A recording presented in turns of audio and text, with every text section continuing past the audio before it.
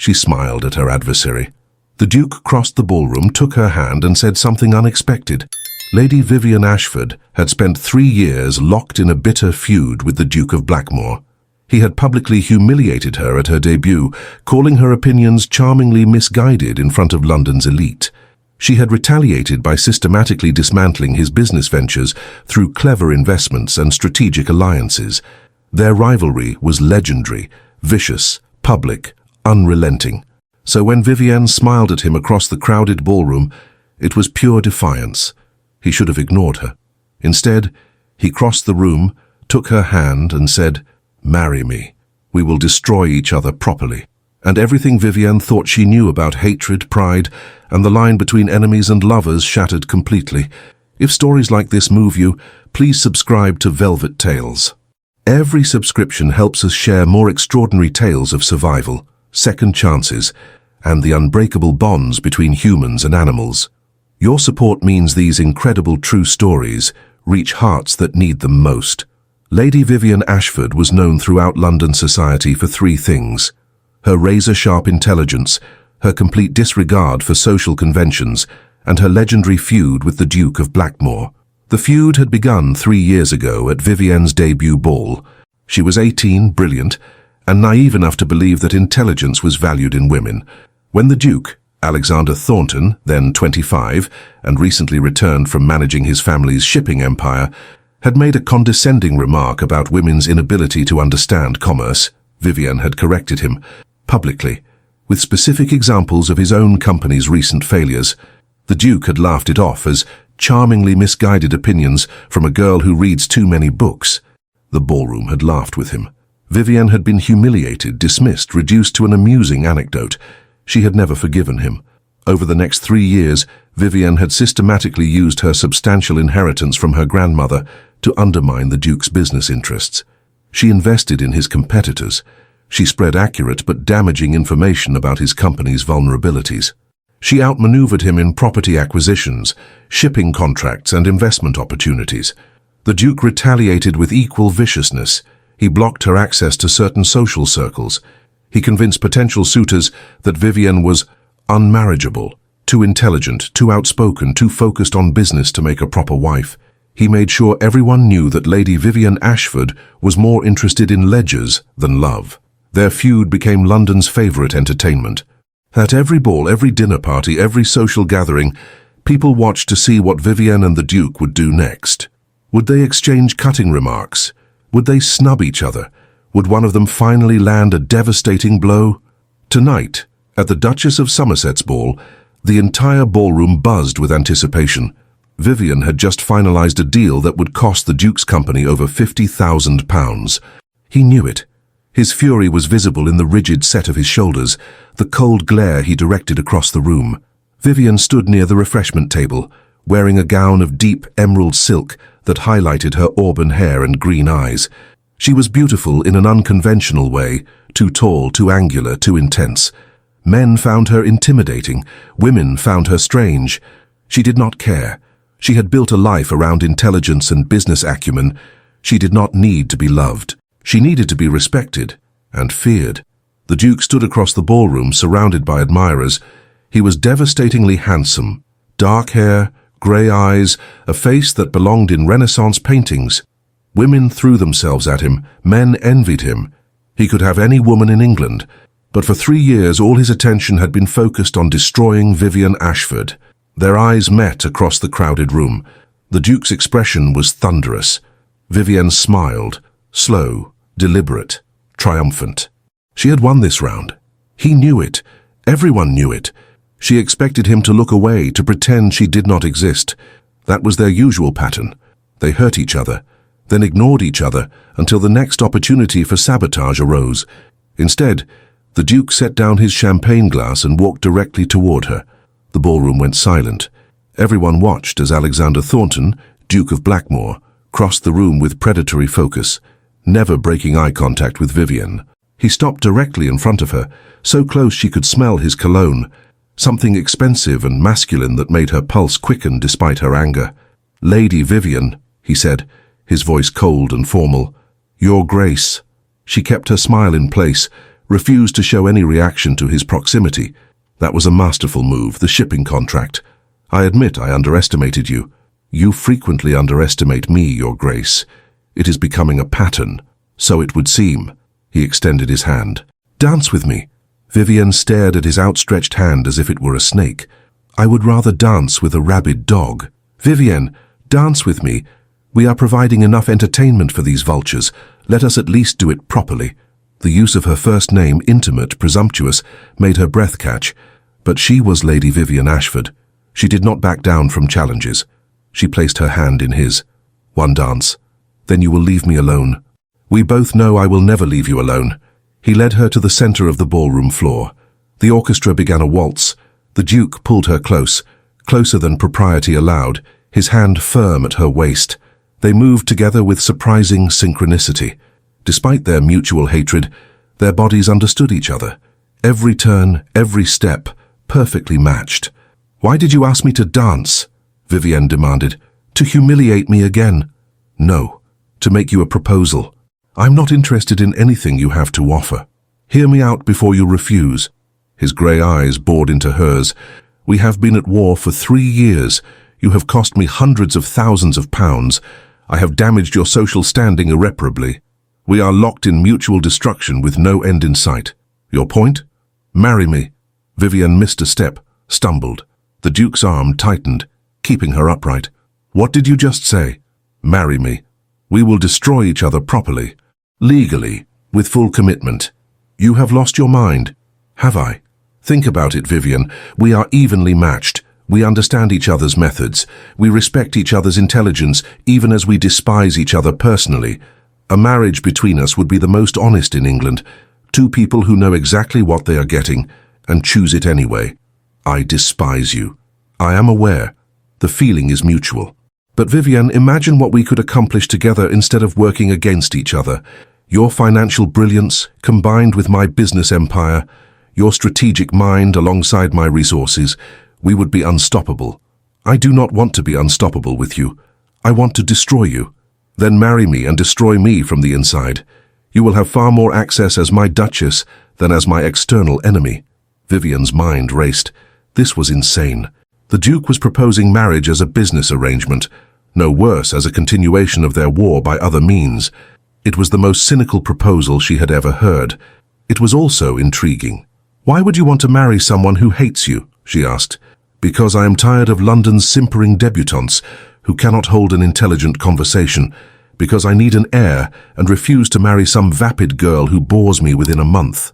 Because you, Vivian, are the only woman I've ever met who challenges me intellectually. Hatred is at least interesting. Indifference would be unbearable. This is madness. Perhaps. But consider the alternative. We continue our war for years, maybe decades. We both lose money, opportunities, peace. Or we consolidate our power, combine our strengths, and dominate London together. Which sounds preferable? The dance ended. They stood facing each other, the entire ballroom watching breathlessly. I need to think about this, Vivian said. You have 3 days. If you accept, meet me at Hyde Park, the Serpentine Bridge, at sunset 3 days hence. If you do not come, I will know your answer, and we will resume our war with renewed vigor. He bowed formally, kissed her hand, his lips lingering just a moment too long, and walked away, leaving Vivian standing alone on the dance floor, her mind spinning. The Duke of Blackthorne had just proposed the most bizarre marriage in London history, and God help her, Vivian was actually considering it. She left the ball early, pleading a headache. In the privacy of her carriage, she allowed herself to process what had just happened. Marriage to Alexander Thornton, her enemy, the man who had humiliated her, who had spent 3 years trying to destroy her reputation and her business interests, but also the only man who had ever truly challenged her. The only man who saw her intelligence as asset, rather than liability. The only man who did not bore her within 5 minutes of conversation. What would marriage to him look like? Constant warfare, mutual sabotage under one roof, or something else? Partnership forged from rivalry, respect earned through combat. At home, Vivienne dismissed her maid and sat alone in her study, surrounded by ledgers and investment reports. This was her sanctuary. Numbers, strategies, the clean logic of commerce. She pulled out a sheet of paper, drew a line down the center. On one side, she listed reasons to accept the Duke's proposal. On the other, reasons to refuse. Reasons to accept: access to his business empire and resources, opportunity to influence major commercial decisions, end to exhausting 3-year war, intellectual partnership with equal adversary, financial security and social position. Challenge: marriage to him would never be boring. Reasons to refuse: he humiliated her publicly. He has spent 3 years damaging her reputation. She genuinely despises him. Marriage to enemy is insane. No possibility of affection or love. Constant conflict under one roof. The lists were evenly balanced. Vivian stared at them for hours, seeking clarity that would not come. The next morning she sought advice from the one person who might understand, her grandmother, the Dowager Countess of Ashford, who had given Vivian her inheritance and her independence. The Dowager was 85, sharp as ever, with opinions that scandalized proper society. She listened to Vivian's story without interruption, then laughed until tears streamed down her face. "Oh, my dear girl, this is magnificent. The Duke of Blackthorne proposing marriage as an act of war. I have not heard anything so deliciously mad in decades. Grandmother, I need actual advice. Should I accept? Do you love him?" "I despise him." "That is not what I asked. Do you love him?" Vivian paused. Love? She had never considered the question. "I do not know what I feel. Hatred, certainly. Respect for his intelligence. Attraction, though I hate to admit it. But love? No. How could I love someone who has spent 3 years trying to destroy me? And yet you think about him constantly. You plan strategies around him. You dress for balls, wondering if he will be there. You measure your successes by his reactions. My dear, you have been obsessed with this man for 3 years. That is not indifference. Obsession is not love. No, but it is intensity. And intensity can transform into love or hatred depending on circumstances. Right now, you hate him. But Vivian, what if you are wrong about the nature of your feelings? I am not wrong. He is insufferable, arrogant, condescending, and brilliant, challenging. The only man who has ever truly seen you. The only man who treats you as intellectual equal rather than decorative object.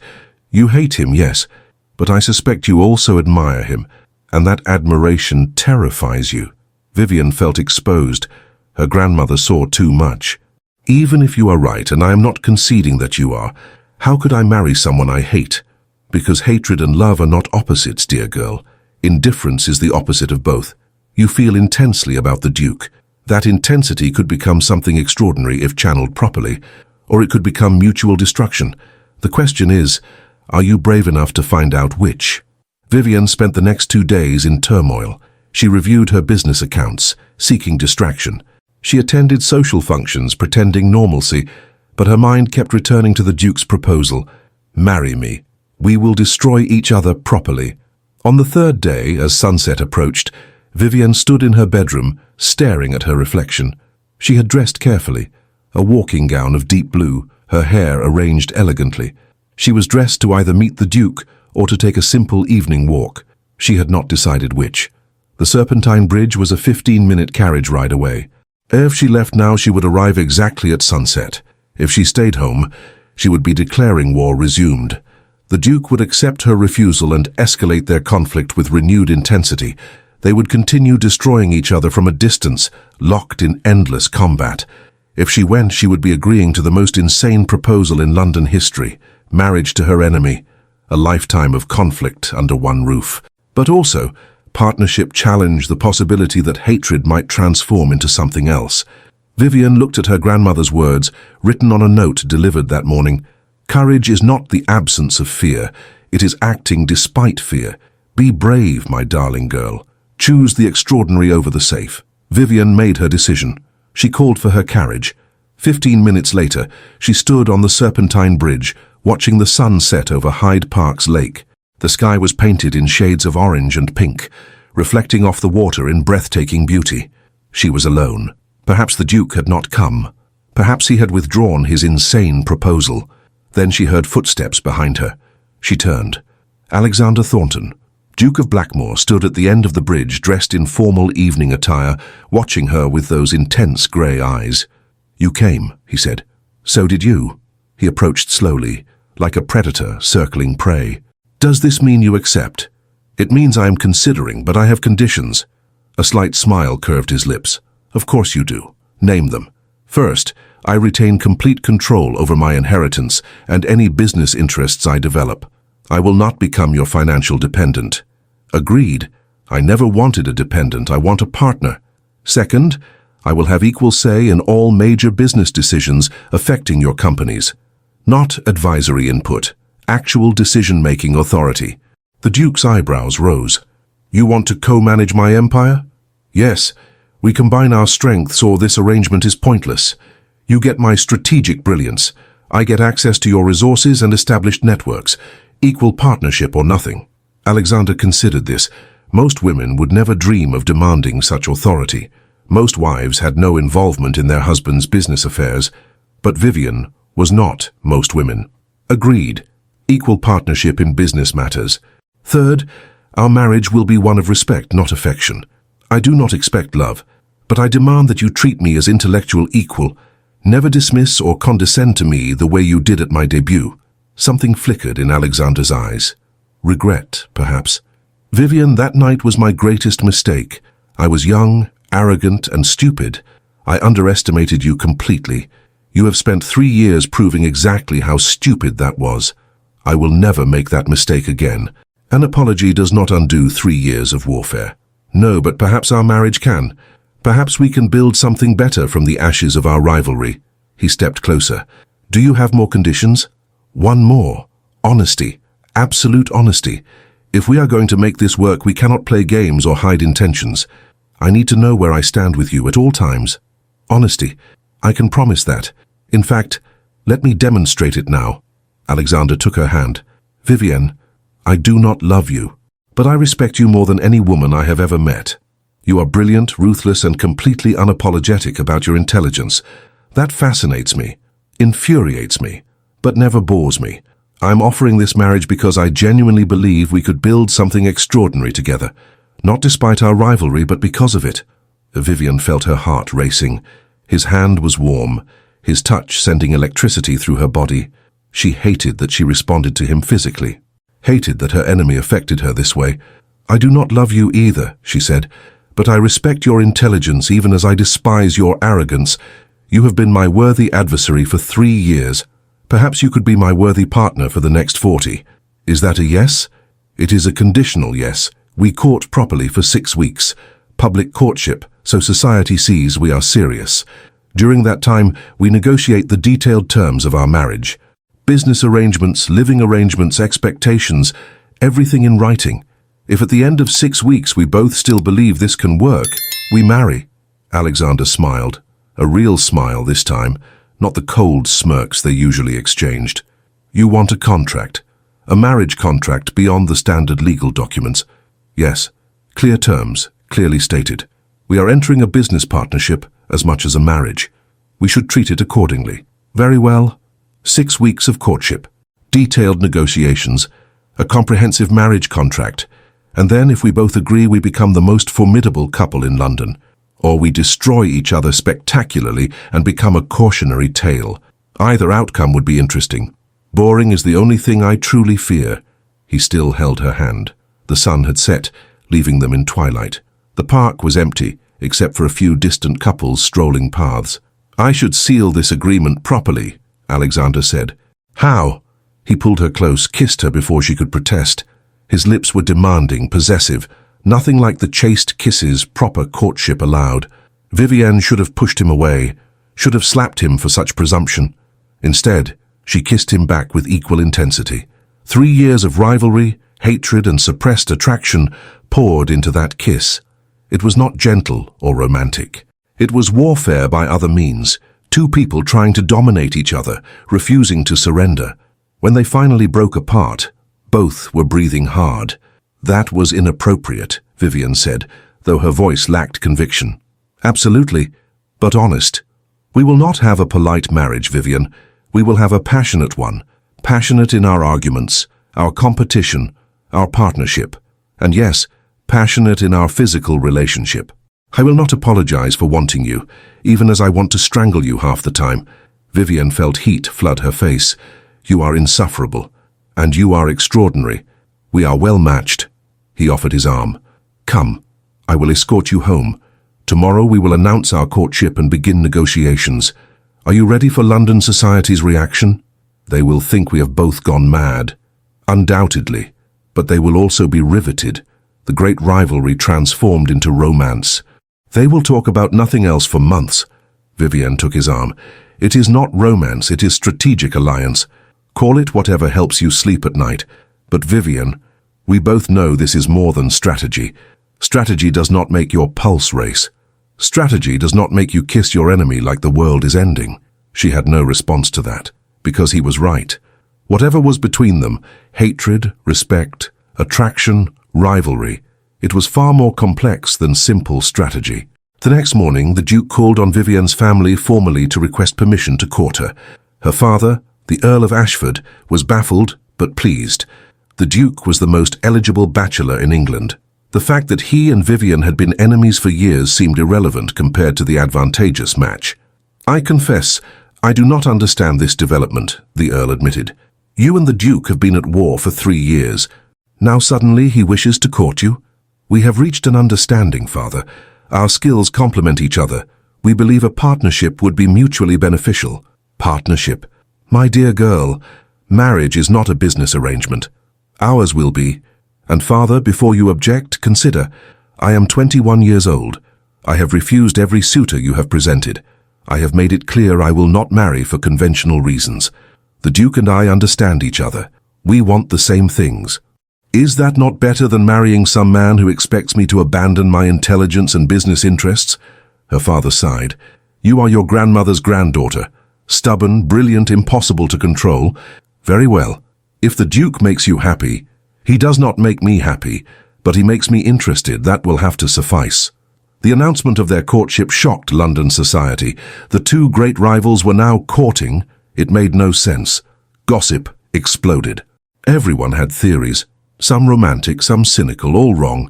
The truth was more complex than anyone imagined. Vivienne and Alexander spent their courtship negotiating like generals planning a campaign. They met daily, sometimes in proper social settings, more often in Alexander's study or Vivienne's discussing terms. "I want separate bedrooms," Vivienne stated during their third negotiation session. "I will not be available at your convenience." Agreed. "But Vivienne, we will need to produce an heir eventually. How do you propose we handle that?"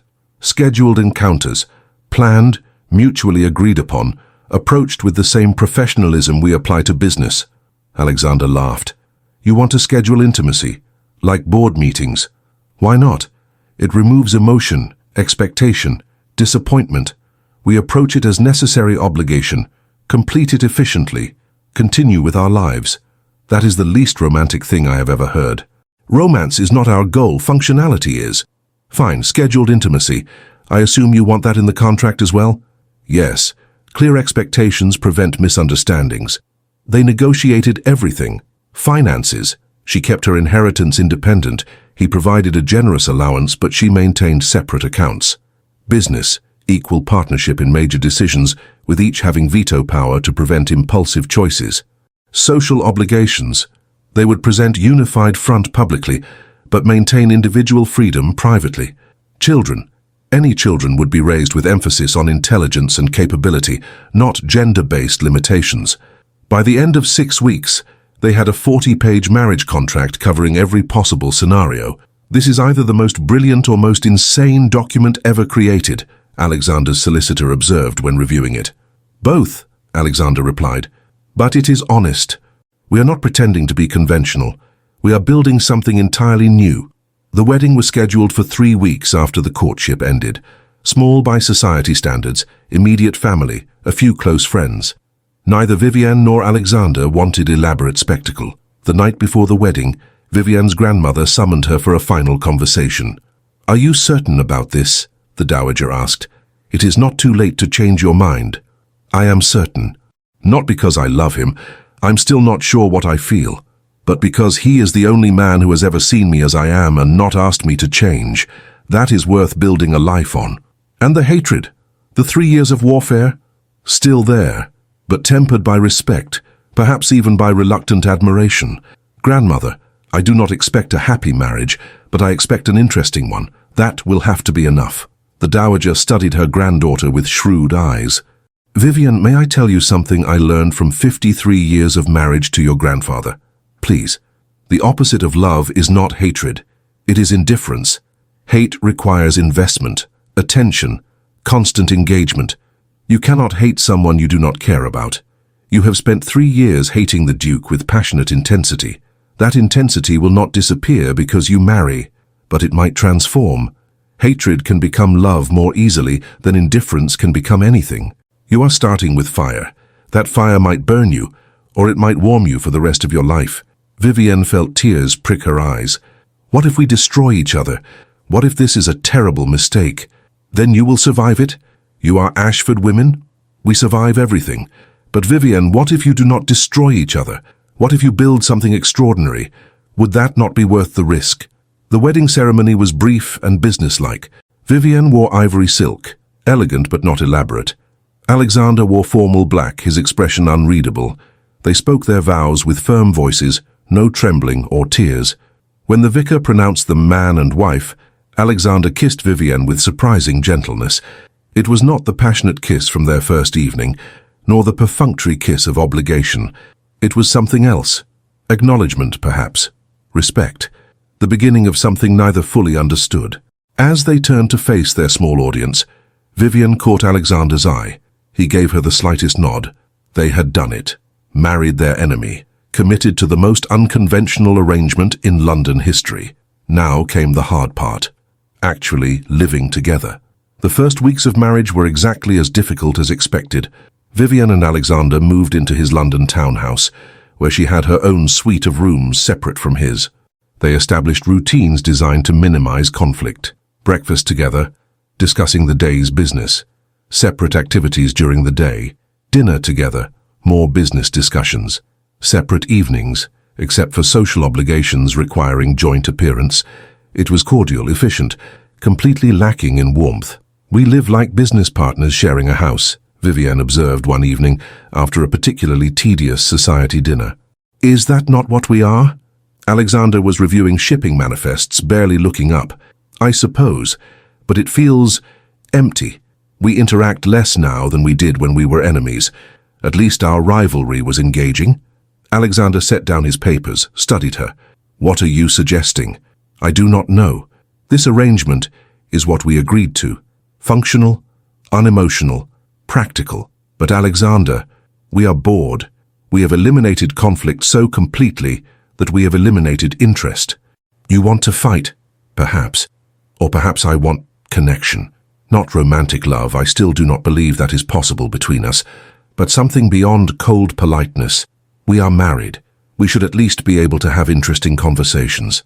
Alexander considered this. "You are right. We have been so careful to avoid conflict that we have avoided genuine interaction. That defeats the entire purpose of this marriage. We married each other because we found each other interesting. When did we stop being interesting? The moment we tried to be conventional. Alexander, we are not conventional people. We should stop pretending we can have a conventional marriage. What do you propose? Honesty. The kind we had when we were enemies. We challenged each other, pushed each other, refused to accept easy answers. Let us bring that into our marriage. Fight when we need to fight. Disagree openly. Stop tiptoeing around each other." A slow smile spread across Alexander's face. "You want to resurrect our rivalry, but under one roof. Not the destructive parts, the stimulating parts. The intellectual challenges, the strategic competitions, the refusal to back down from difficult truths. We were magnificent adversaries. Let us be magnificent partners." Alexander stood, crossed to where Vivian sat, pulled her to her feet. "Very well. Then let me be honest. I find you insufferable half the time. Your stubbornness drives me mad.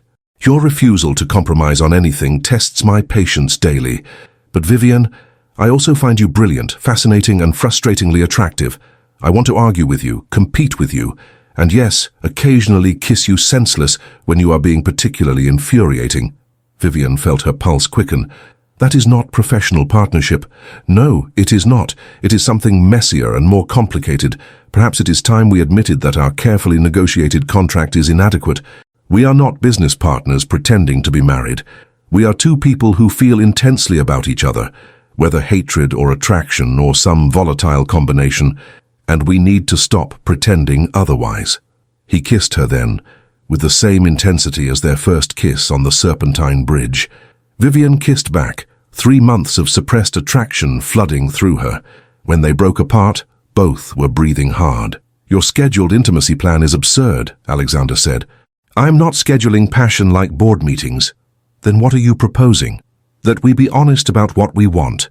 When we want each other, we say so.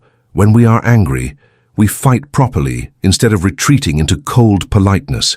When we disagree, we argue until we reach resolution or agree to disagree.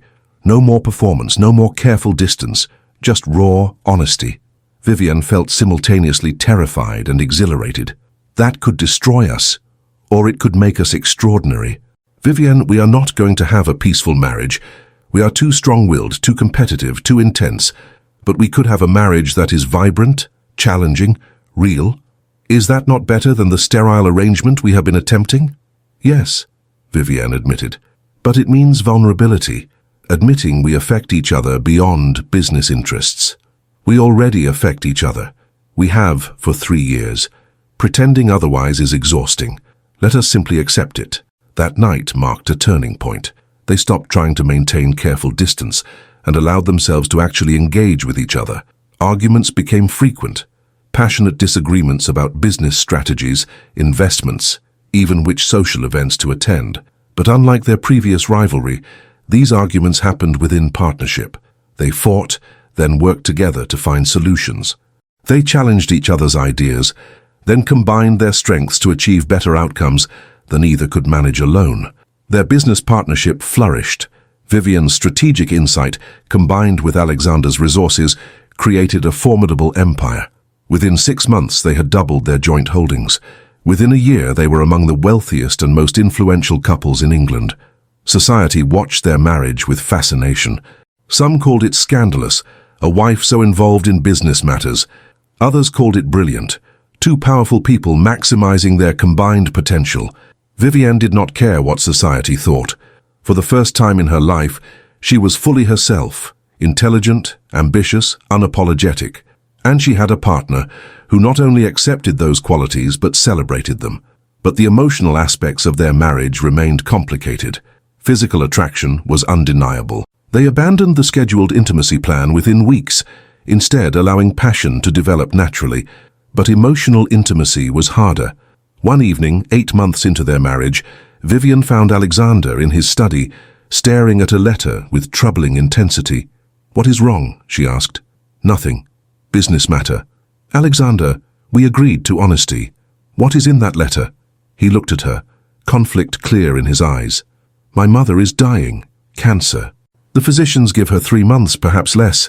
Vivian felt unexpected compassion. "I am sorry. Were you close?" "Yes. She was the only person who encouraged my intelligence growing up. My father wanted me to be conventional, manage the estate, marry appropriately, produce heirs. My mother encouraged me to build the shipping empire, to think beyond traditional aristocratic pursuits.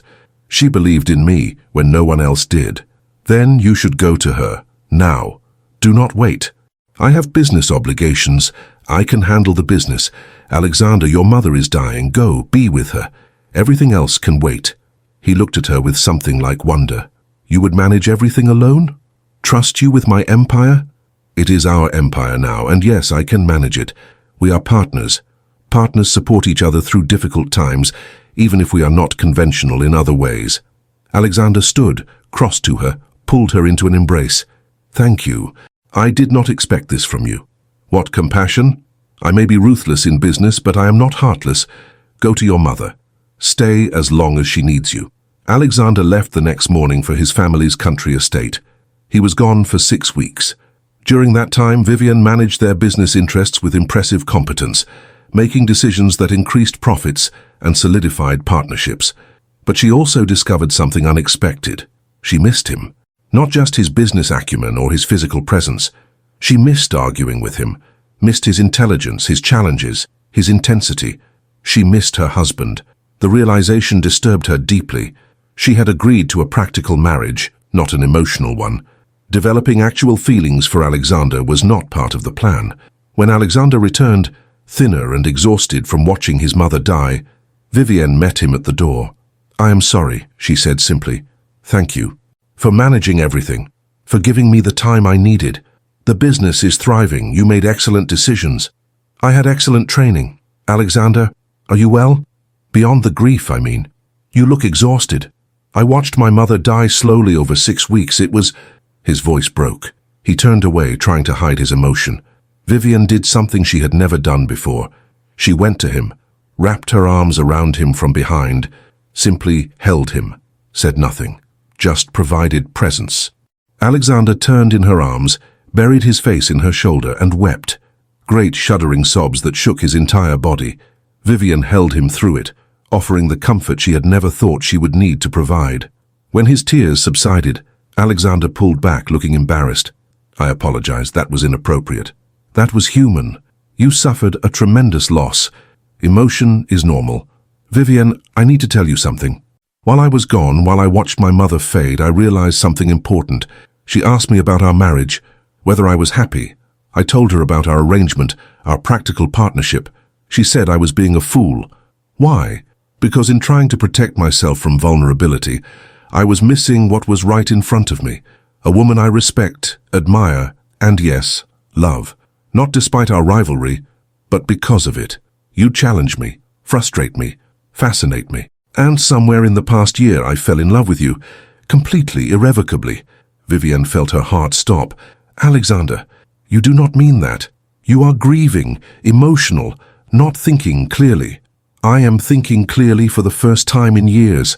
My mother's death taught me that life is too short to hide from difficult truths. I love you, Vivienne. I have probably loved you since the night at the Serpentine Bridge, when you negotiated our marriage terms like a general negotiating surrender. You were magnificent. You have been magnificent every day since." Tears spilled down Vivienne's cheeks. "This is not what we agreed to. We were supposed to have a practical marriage, not fall in love. To hell with what we agreed. Vivienne, do you love me?" She wanted to lie, wanted to protect herself by denying the truth. But they had agreed to honesty. Always honesty. "Yes, I love you. I tried not to. I told myself it was just respect, just attraction, just partnership. But I missed you desperately while you were gone. I worried about you constantly. I realized that my life without you in it would be empty. So yes, damn you, I love you." Alexander kissed her with fierce joy. "Then we need a new agreement. Not the careful contract we negotiated. A real marriage. Messy, emotional, built on love as well as partnership. But we will still argue. Constantly. That is who we are. But we will argue as people who love each other, not as enemies trying to destroy each other. And our business partnership remains exactly as it is. We are still equals, still partners. But Vivienne, can we please admit that we are more than business associates? That we are two people who found each other despite our best efforts to remain adversaries?" Vivienne laughed through tears. "Fine, we are in love. But Alexander, I refuse to become some simpering dependent wife. I am still going to challenge you, argue with you, occasionally make business decisions you hate. I would be devastated if you stopped. Vivienne, I do not want to change you. I love you exactly as you are, brilliant, stubborn, impossibly difficult. You make my life complicated. You also make it worth living." Their marriage transformed after that conversation. They stopped fighting their feelings and allowed themselves to be vulnerable with each other. Arguments still happened, frequent and passionate, but now they were rooted in love rather than rivalry. They discovered that love and competition could coexist. They still challenged each other intellectually, still competed in business, still refused to back down from difficult positions, but they did it as partners who genuinely wanted each other's success, not adversaries seeking mutual destruction. 18 months into their marriage, Vivienne discovered she was pregnant. She told Alexander over breakfast, the same casual way she shared any business news. "I am with child. The physician confirmed it yesterday." Alexander dropped his teacup. It shattered on the floor, but he did not notice. "You are pregnant?" "Yes. Approximately 8 weeks. Everything appears normal." He came around the table, pulled her to her feet, held her face in his hands. "We are having a child. Vivienne, we are going to be parents." "Yes." I thought you should know, as it may affect my ability to travel for business over the next several months. To hell with business. Vivian, this is extraordinary. Our child, created from our disaster of a beginning, our rivalry, our eventual love. The child will probably be impossibly stubborn. With both of us as parents, how could they be anything else? Good. Stubborn children grow into strong adults. I hope our child inherits your intelligence and my determination. God help us if they inherit my stubbornness and your arrogance. Alexander laughed, kissed her thoroughly. Then we will raise the most formidable child in England. The pregnancy was difficult. Vivian suffered severe morning sickness, forcing her to reduce her business activities. She hated being limited, hated feeling vulnerable. I am a prisoner in my own body, she complained one afternoon during her 6th month. I cannot ride, cannot travel, cannot do half the things I normally do. This is intolerable. Alexander, who had been reading reports beside her, set them aside. You are growing our child. That is far more important than any business venture. Easy for you to say. You are not the one whose body has been hijacked. No, but I am the one watching you struggle. And Vivian, you need to understand something. You are still magnificent. Pregnant, uncomfortable, unable to do everything you usually do. You are still the most impressive person I know. Vivian felt tears, constant during pregnancy, threaten. I feel useless. You are not useless. You are creating life. That is the opposite of useless. But I understand your frustration, so let me make you a deal. What kind of deal? I will bring business to you. We will review strategies, discuss opportunities, make decisions together, all from your sitting room if necessary. You will not lose touch with our empire just because your body is occupied with other work. You would do that? Vivian, we are partners. Your limitations do not change that. We adapt, we adjust, we continue. Together. Alexander kept his promise. Every day he brought business matters to Vivian. They reviewed accounts, discussed strategies, made decisions jointly. She remained integral to their business empire, even while confined by pregnancy. Their daughter was born on a cold February morning after 16 hours of difficult labor. She had Vivian's auburn hair and Alexander's grey eyes, and from the moment she drew breath, she screamed with impressive volume. She has your lungs, Vivian observed weakly as Alexander held their daughter for the first time. She has your determination. Look at her, already demanding attention, refusing to be ignored. This child will be a force of nature. They named her Eleanor after Alexander's mother. She was perfect, terrifying, and completely changed their lives. Parenthood forced them to evolve yet again. They could not maintain the same intense focus on business, with a baby demanding constant attention. They had to learn to balance work, marriage, and family. I am exhausted, Vivian admitted one night after Eleanor finally fell asleep. I thought pregnancy was difficult. That was nothing compared to actual parenthood. We will adapt. We always do. Alexander pulled her close. But Vivian, I need to say something. Watching you labor to bring Eleanor into the world, watching you become a mother, I fell in love with you all over again, more deeply than I thought possible. Even though I am a disaster right now, exhausted, milk-stained, barely coherent, especially because of that, you are real, Vivian, not the perfect society wife, not the flawless business partner. You are a real woman, doing impossibly hard work and remaining magnificent despite exhaustion. How could I not love you more? Vivian felt tears slip down her cheeks. I love you too, even when you are infuriating, even when we argue, even when Eleanor keeps us awake for the 3rd night in a row and we are both ready to collapse. I love you. Eleanor grew into exactly the force of nature they had predicted. By age 2, she was demanding, intelligent, and completely unintimidated by either parent. By age 5, she was reading Latin texts and arguing philosophy with her father. She is you, Alexander told Vivian one evening, as they watched Eleanor dismantle an adult's argument with devastating logic. She is us. Your determination combined with my stubbornness. The world will never know what hit it. They had 2 more children, a son named Thomas, who inherited Vivian's strategic mind, and another daughter named Catherine, who had Alexander's business instincts. The house that had been quiet and businesslike when they married became loud, chaotic, filled with brilliant children arguing at dinner and conducting business negotiations over breakfast. This is madness, Vivian observed one evening after mediating a dispute between Thomas and Catherine over investment strategies. Our children are debating financial derivatives at ages 7 and 9. This is what happens when two competitive geniuses reproduce. We created mini versions of ourselves. We have only ourselves to blame. 10 years into their marriage, Vivian and Alexander had built an empire that dwarfed what either had achieved alone. Their combined wealth and influence made them among the most powerful couples in England. But their greatest achievement was not financial. "Do you remember," Vivian asked one evening as they prepared for bed, "when you proposed to me at the Serpentine Bridge? You said we would destroy each other properly." "I remember. I was wrong." "Were you? We did destroy each other. The people we were when we married, the enemies locked in rivalry, those people are gone. We destroyed them through love, partnership, and parenthood. But we built something better from the ruins. Vivian, you are still the most infuriating person I know. You still challenge me, argue with me, refuse to back down even when you are clearly wrong. I am never clearly wrong. You see, impossible. But you are also my partner, my love, my best friend. We built something I never thought possible, a marriage based on equality, respect, and honest emotion. We did destroy each other, and thank God we did." 15 years into their marriage, London society still whispered about the Duke and Duchess of Blackthorne, the great rivals who had become legendary partners. Their story had been told and retold until it became myth, but the people who actually knew them understood the truth. Vivian and Alexander had not overcome their rivalry. They had transformed it, channeling competitive intensity into partnership, hatred into love, warfare into collaboration.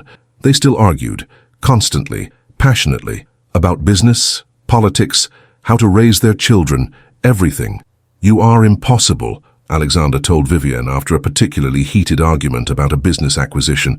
"And you are infuriating, but I love you anyway, despite everything, because of everything." "Alexander, we built this. From hatred to love, from rivalry to partnership.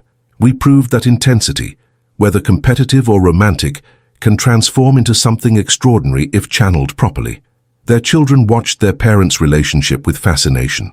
Eleanor, now 15, asked one evening, "Mama, do you and Papa ever regret marrying each other? You argue constantly." Vivian considered the question honestly. "Regret? Never. But Eleanor, you need to understand something about your father and me. We are not a conventional couple. We are two strong-willed people who refuse to compromise on things that matter.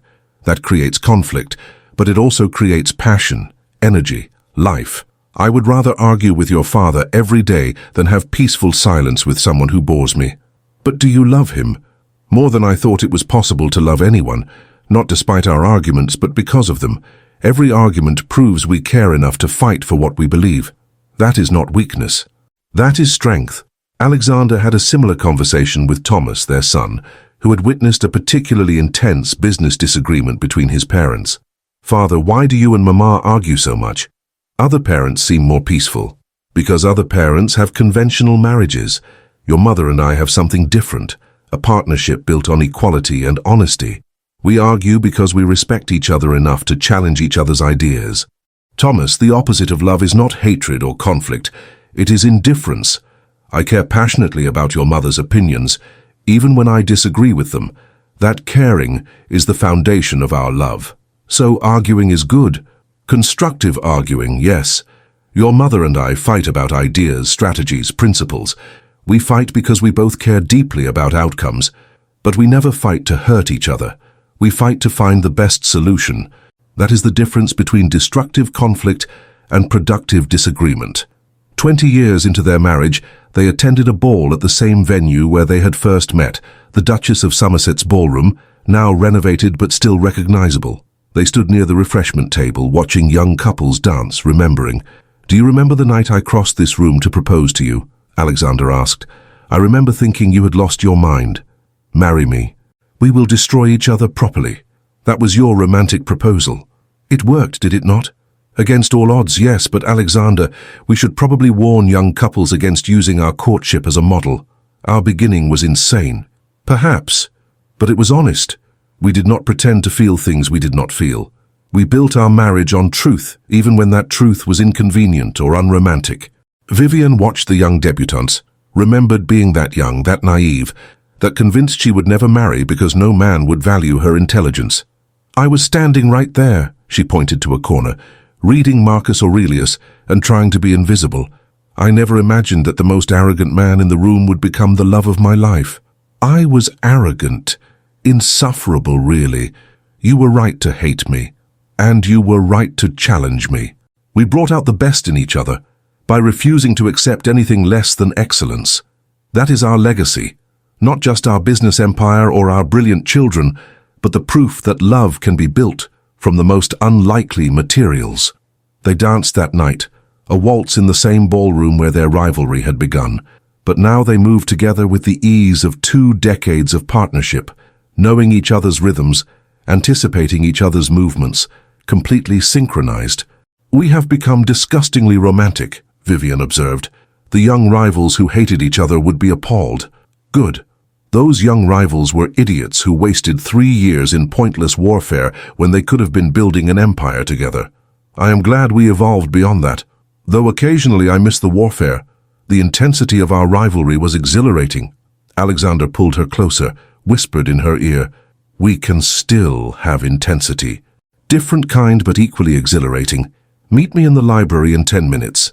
Vivian laughed, heat flooding through her. You are impossible, and you love me for it.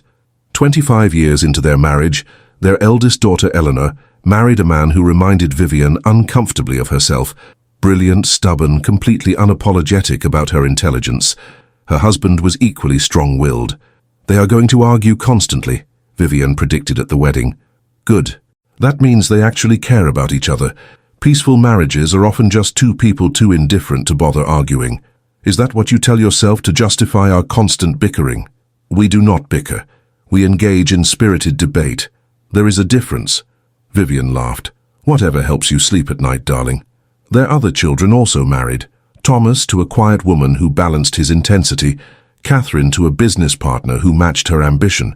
The family grew, grandchildren arrived, and the house that had once been silent became even more chaotic. Vivian and Alexander watched their family expand with satisfaction. They had built something that would outlast them, not just financial legacy, but emotional one.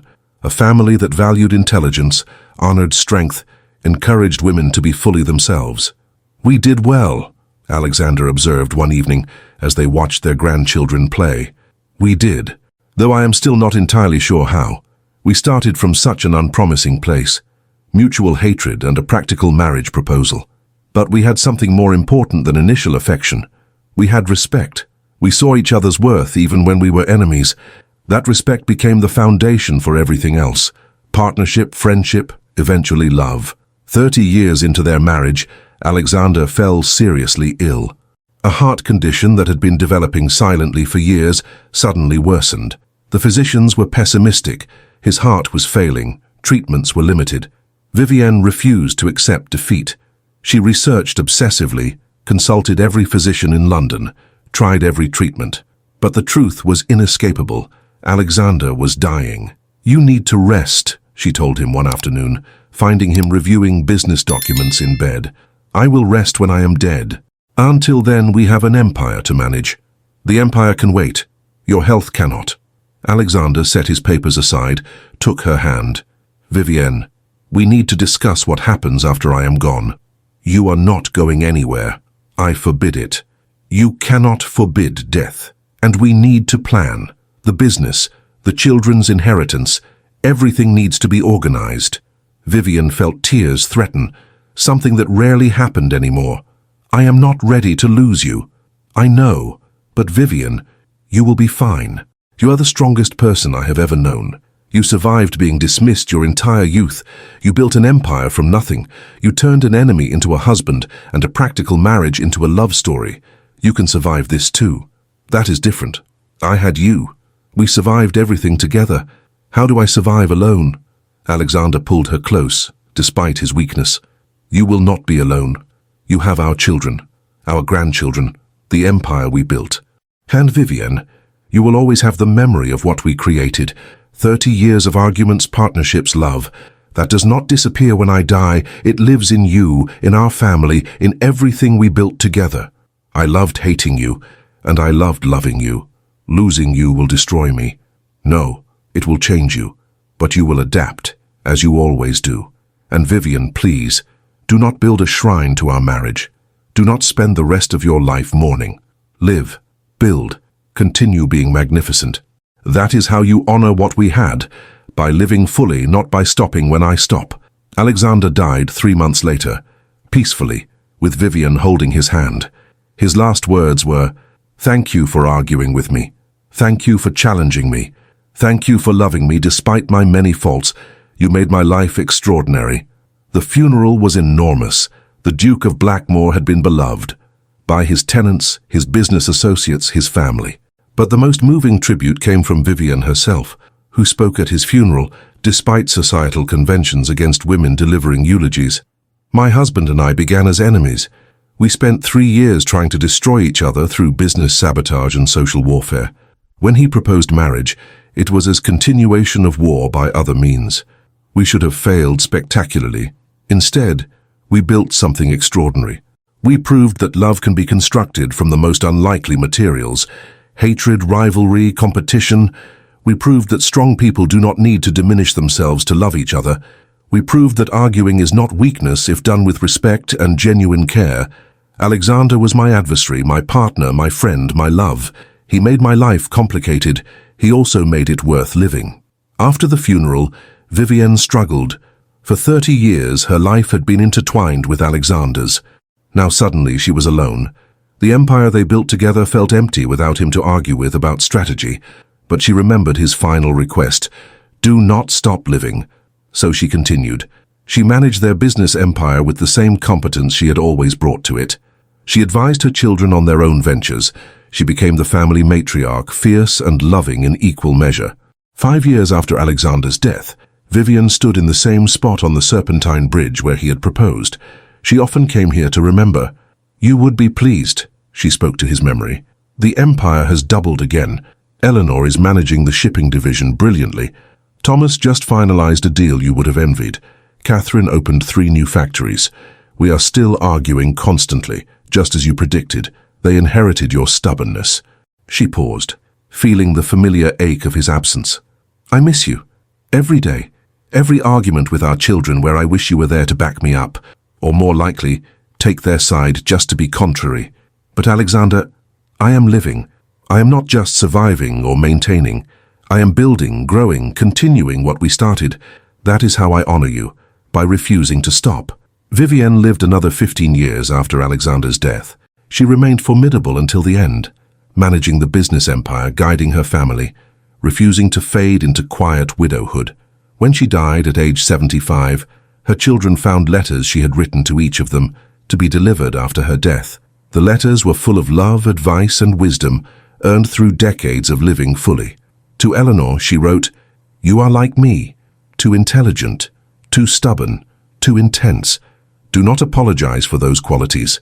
Your father and I built an empire because we refused to be diminished. You can too. But remember, strength and vulnerability are not opposites. The strongest people are those brave enough to love deeply, even knowing love means eventual loss." To Thomas, she wrote, "You have your father's strategic mind and my determination. That combination will take you far. But remember what your father taught me. Partnership is not weakness. Find someone who challenges you, who refuses to let you hide behind business and logic. That person will make your life complicated. They will also make it extraordinary." To Catherine, she wrote, "You are the most like both of us. Your father's ambition combined with my refusal to accept limitations. That is powerful. But Catherine, remember that our greatest achievement was not the empire we built. It was the love we constructed from rivalry and hatred. Business success is empty without people to share it with. Build your empire, yes, but build your relationships with equal intensity." To all her children collectively, she wrote, "Your father and I had an unconventional marriage.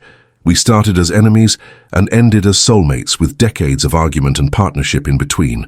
We were not perfect. We fought constantly, but we built something real, a marriage based on honesty, respect, and the courage to be fully ourselves with each other. That is my legacy to you. The example that love does not require perfection. It requires authenticity. Be yourselves, fully and unapologetically.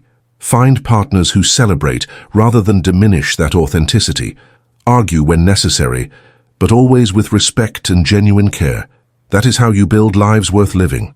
They buried Vivian beside Alexander, their headstones side by side. Vivian's epitaph, chosen by her children, read, "She smiled at her adversary and built an empire from enmity. She proved that the line between hatred and love is thinner than we imagine. Beloved wife, mother, and proof that strong women do not need to be tamed." The family gathered after the funeral.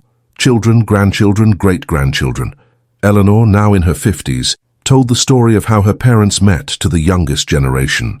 Your great-grandmother and great-grandfather hated each other, genuinely, passionately hated each other.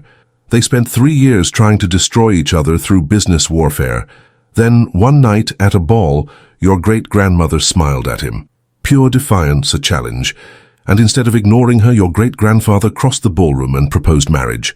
Not romantic marriage. Marriage as strategic warfare. The great-grandchildren listened with wide eyes. But they loved each other. Everyone says they loved each other. They did, eventually, but not at first. At first, they had something more complicated. Respect wrapped in rivalry. Attraction wrapped in hatred. They built love from that foundation. And that is the lesson. Love is not always instant or easy.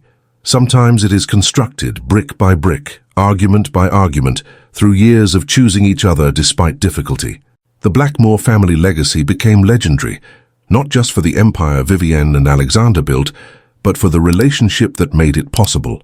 For generations, descendants told the story of the great rivals who married each other and proved that love could be built from the most unlikely materials. The story evolved over time, romanticized and simplified, but at its core remained the truth.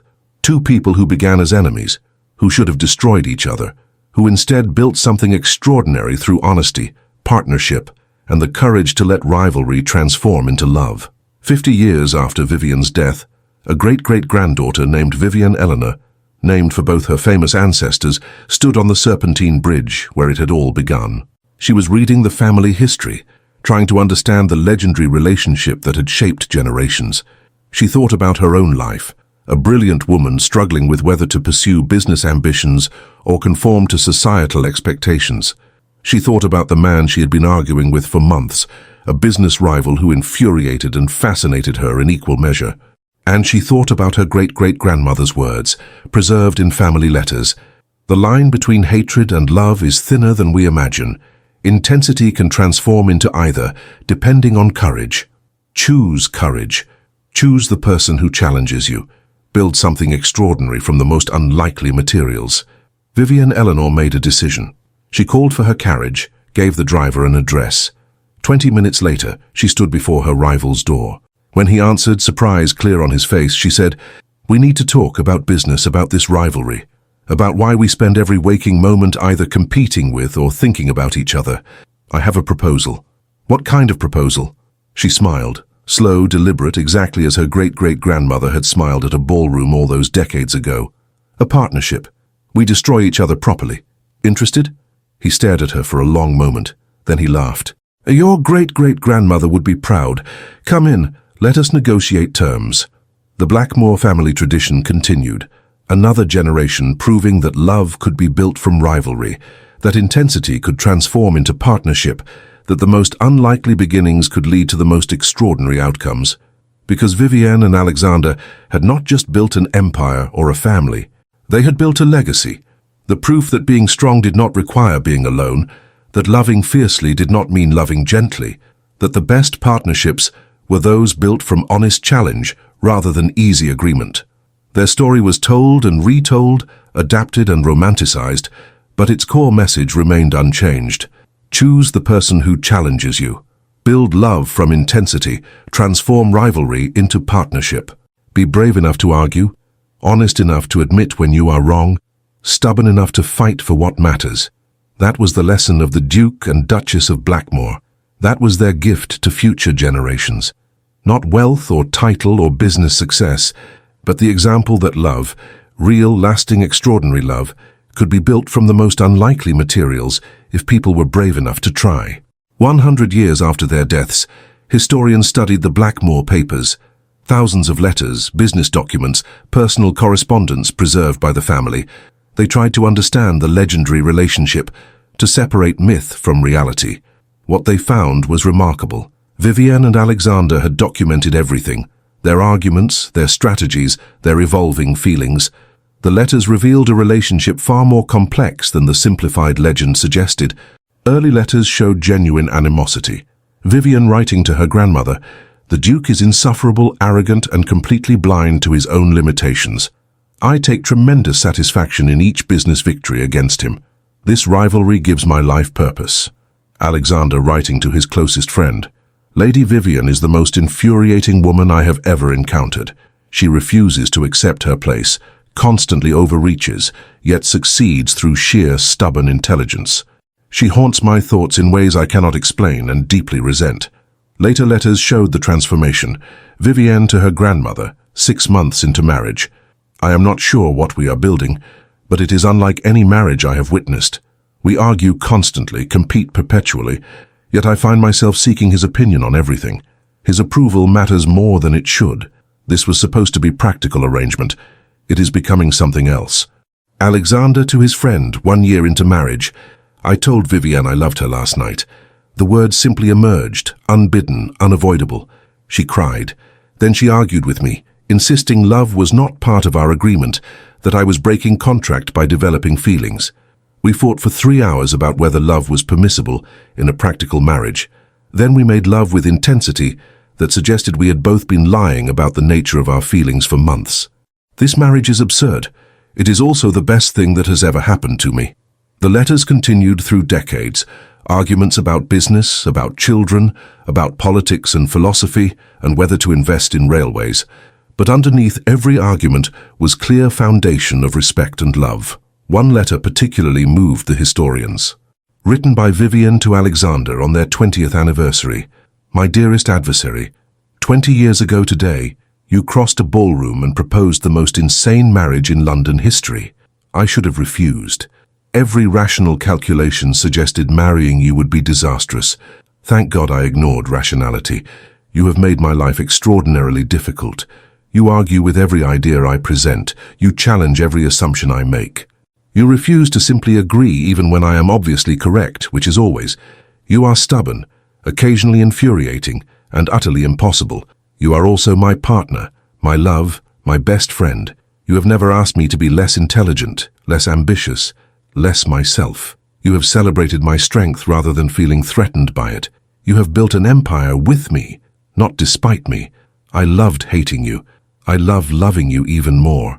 Here is to 20 more years of arguments, partnership, and refusing to bore each other. Your wife, your rival, your love, Vivienne." Alexander's response found attached. "My brilliant, impossible wife, you forgot to mention that I am always right in our arguments. Otherwise, your letter is accurate. I love you. I have loved you since the moment you negotiated our marriage terms like a general negotiating surrender. You have never bored me for a single day. You have infuriated me regularly. That is infinitely preferable. 20 more years of arguments sounds perfect. 40 more sounds better. Let us aim for that. Your husband, your adversary, your devoted partner, Alexander." The historians published their findings in a comprehensive study titled The Blackmore Partnership, How Rivalry Became Romance. The book became a bestseller, sparking renewed interest in Vivienne and Alexander's story. But the family knew that no historical study could fully capture what their ancestors had built. The letters and documents showed evidence, yes, but the real story was lived in moments no historian could access. It was in the thousands of arguments that strengthened rather than weakened their bond, in the business decisions made at 2 a.m. over brandy and debate, in the way Alexander would watch Vivienne negotiate a contract and feel pride so intense it bordered on pain, in the way Vivienne would catch Alexander playing with their children and remember why she had chosen this impossible man. It was in the small moments, Alexander bringing Vivienne tea during long study sessions, Vivienne defending Alexander fiercely when business rivals criticized him, their children witnessing daily that strong people could love each other without diminishing each other. The real story was in the transformation. Two people who began as enemies, who hurt each other deliberately for years, learning to channel that intensity into partnership.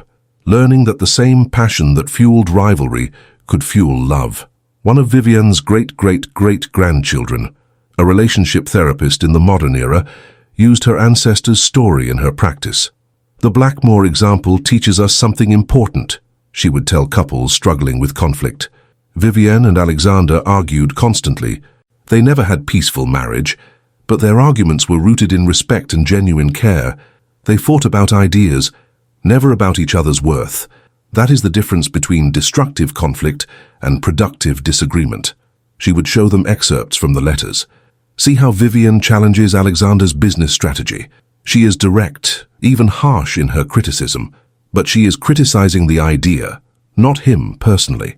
And Alexander responds by defending his position with equal intensity, but he never dismisses her right to challenge him. That is partnership. Many couples found hope in the Blackmore story. If two people who genuinely hated each other could build lasting love, perhaps any relationship could transform given effort and honesty. But the family emphasized one critical point. Vivian and Alexander's transformation required both parties' commitment. It required honesty, even when honesty was uncomfortable. It required respecting your partner even during intense disagreement. It required seeing conflict as opportunity for growth rather than sign of failure. They made it look easy in retrospect, one family member observed at a reunion, but the letters show how hard they worked. Every argument required resolution, every business disagreement required compromise, every hurt feeling required communication and repair. They succeeded because both were committed to the work. The family also noted something else. Vivian and Alexander never stopped being themselves to accommodate each other. They never smoothed their sharp edges or dimmed their intensity. They found someone who appreciated rather than feared those qualities. That is the real lesson, Eleanor had written in her own memoir, published near the end of her life. My parents did not change who they were to love each other. They found someone who valued them as they were. They proved that you do not have to be easy to be loved. You have to be authentic. 200 years after their deaths, the Blackmore estate was opened to the public as a historical site. Tourists walked through the rooms where Vivian and Alexander had argued about business, where they had raised their children, where they had built their legendary partnership. The library, Alexander's favorite room, was preserved exactly as he had left it. His desk still held papers. His books still lined the walls. A portrait of Vivian hung above the fireplace, painted when she was 30, eyes fierce and intelligent, slight smile suggesting she was about to demolish someone's argument. Across from it hung Alexander's portrait, painted the same year. He looked directly at the viewer with confident challenge, the slight scar from an old business dispute visible on his jaw. The tour guides told their story to endless groups of visitors. How they had met as enemies, how rivalry had transformed to partnership, partnership to love, how they had proved that intensity, whether hostile or romantic, could fuel extraordinary achievements. But the most moving exhibit was the letter room, walls lined with excerpts from their correspondence, showing the evolution from hatred to love. Year 1. Lady Vivian Ashford is a plague upon my business interests. She must be stopped. Year 3. The Duke remains insufferable. Today's victory against him was particularly satisfying. Year 4. After proposal, I am marrying my enemy. This is either brilliant or insane. Year 5. Vivian challenges every assumption I make. It is exhausting and exhilarating. Year 7. I love him. When did that happen? How did I not notice? Year 10. 20 years together seems impossible. 40 seems too short. Year 20. She is still impossible, still brilliant, still the only person who truly sees me. Year 25. Growing old with her is privilege I do not deserve but treasure daily. Year 30.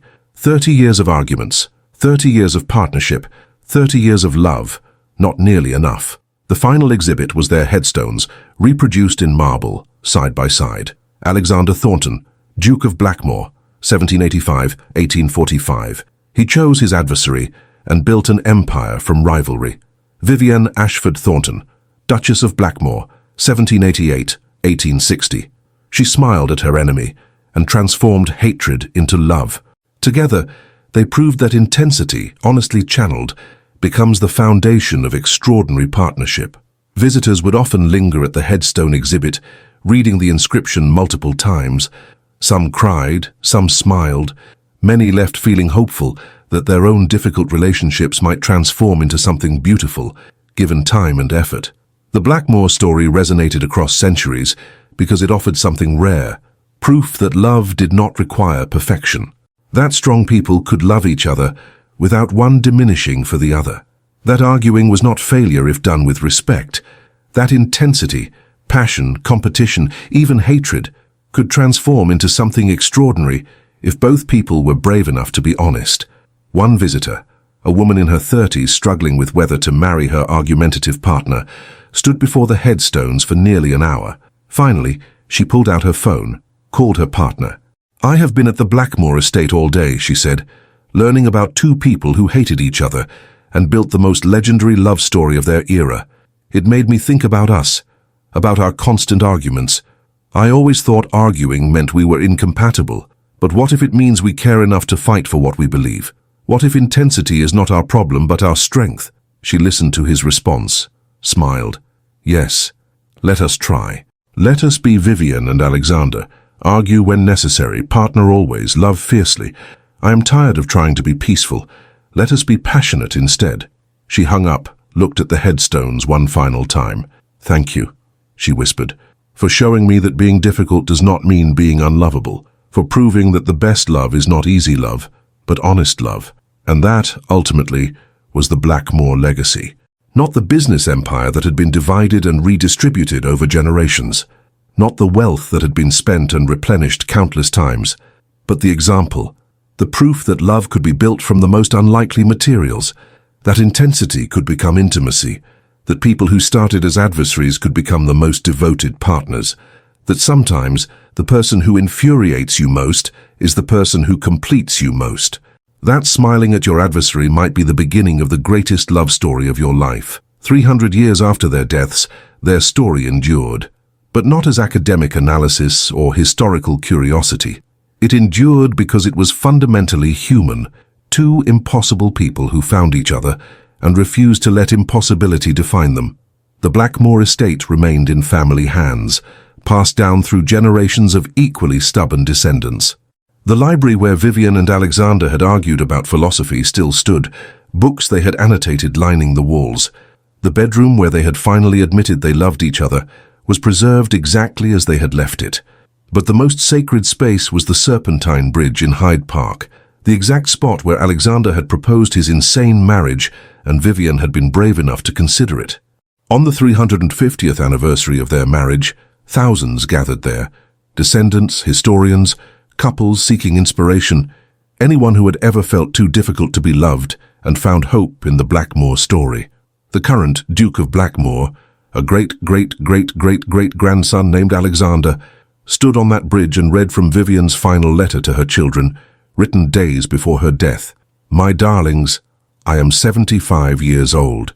I have lived 15 years beyond your father's death, and every day of those years I have missed him.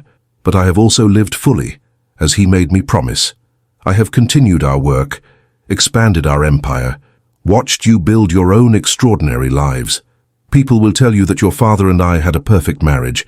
We did not. We argued constantly. We frustrated each other daily. We were both too stubborn, too intense, too unwilling to compromise on things that mattered. But we had something better than perfection. We had honesty. We had respect. We had the courage to be fully ourselves with each other, even when that self was difficult or inconvenient. When I stood on the Serpentine Bridge at 21, considering his impossible proposal, I was terrified. Marrying my enemy seemed like madness. And it was madness. Beautiful, necessary madness. Your father taught me that intensity is not something to fear or suppress. It is fuel, fire, energy that can destroy or create depending on how it is channeled. We chose to build with our fire. We created you, this family, an empire, a love that has outlasted our mortal bodies. So when people tell you that you are too much, too loud, too opinionated, too difficult, remember your parents. We were impossibly too much. Together, we were exactly right. Do not settle for lukewarm love. Do not diminish yourself to be acceptable. Find someone who can handle your fire. Better yet, find someone whose fire matches yours. Then build something extraordinary from the blaze. I am not afraid of death. I have lived fully, loved deeply, argued passionately. I have no regrets except that I cannot have another 40 years to continue arguing with your father. He made even disagreement beautiful. When you think of me, do not mourn. Celebrate. I smiled at my adversary across a crowded room, and he crossed that room to propose the most absurd marriage in history. That smile changed everything. That courage built everything you see around you. Be brave enough to smile at your adversaries. You never know what extraordinary thing might result. With all my love, all my fire, all my stubborn refusal to be anything less than myself, your mother, Vivian Ashford Thornton, Duchess of Blackmore. Alexander finished reading, his voice breaking on the final words. The crowd stood in silence, processing the raw honesty of a woman who had been dead for 3 centuries, but whose words felt immediate, urgent, alive. Then someone began to applaud. Another joined. Within seconds, thousands of people were clapping, many crying, all moved by the reminder that being difficult was not a flaw to be corrected, but a strength to be celebrated. That evening, as sunset painted the sky the same colors it had 350 years earlier, couples walked the Serpentine Bridge. Some were fighting, passionate, intense arguments about real disagreements. Others held hands in comfortable silence. All carried the Blackmore example in different ways. One young woman stood alone on the bridge, staring at the water, gathering courage. Her phone buzzed. A text from the man she had been arguing with for 6 months. Her business rival, her intellectual equal, her constant source of frustration and fascination. "Where are you?" She typed back, "Serpentine Bridge." Thinking about impossible proposals. 3 dots appeared, disappeared, appeared again. Then, "Stay there. I'm coming." 20 minutes later, he arrived, breathless from running, his tie askew, his expression a mixture of exasperation and something else, something that looked like the way Alexander must have looked at Vivienne. "You are the most infuriating person I have ever met," he said, without preamble. "I know. You argue with everything I say. You challenge every assumption. You refuse to back down even when you are clearly wrong. I am never clearly wrong. See, impossible." He stepped closer. "But I cannot stop thinking about you. I cannot stop wanting to argue with you, compete with you, build something with you. So here is my impossible proposal. Marry me, not despite our rivalry, because of it. Let us destroy each other properly."